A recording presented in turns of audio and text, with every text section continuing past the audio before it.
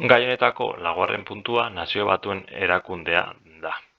Hau da, ONU edo euskaraz NBE. Hau, Bigarren Mundu Gerraren ostean sortu zen, berriro ere horrelakorik ez gertatzeko. Bigarren Mundu Gerran eman ziren hainbeste hildako ez emateko eta bakea mantentzeko erakundea izan zen ere. Nazioarteko erakunderik handiena da, sortu zenetik gaur arte, eta bere helburu nagusiak hauek dira. Nazioarteko zuzenbidea eta bakea bermatzea, ekonomia eta gizartea garapena sustatzea eta giza eskubideak defendatzea. Hau aurrera eramateko hainbat egoitza ditu munduan zehar, esanguratsuenak New Yorken, Genevan, Vienan eta Nairobin daudelarik.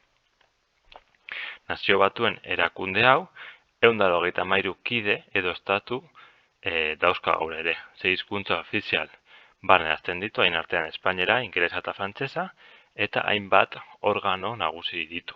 Bakoitza esparru bakoitzerako. Haien artean, menpean dauzkagunak batzar nagusia, segurtasun kontseilua, bakea eta segurtasuna mantentzeko, ekonomia eta gizarte kontseilua, nazioarteko justizia gortea, non nazioarteko justizia gaiak lantzen diren, Haiako bakearen jauregian hain zuzen ere, eta Nazio Batuetako idazkaritza. Nazio Batuen erakundea lortu duen gauzarik garrantzitsuena daitekeela, zer da? Giza eskubideen aldarrikapen unibertsala.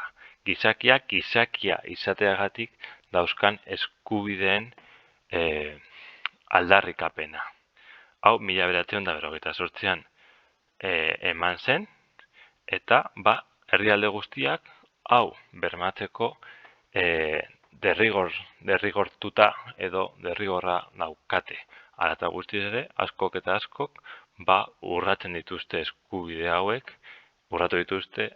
urratzen ari dira eta tamalez urratuko dituzte.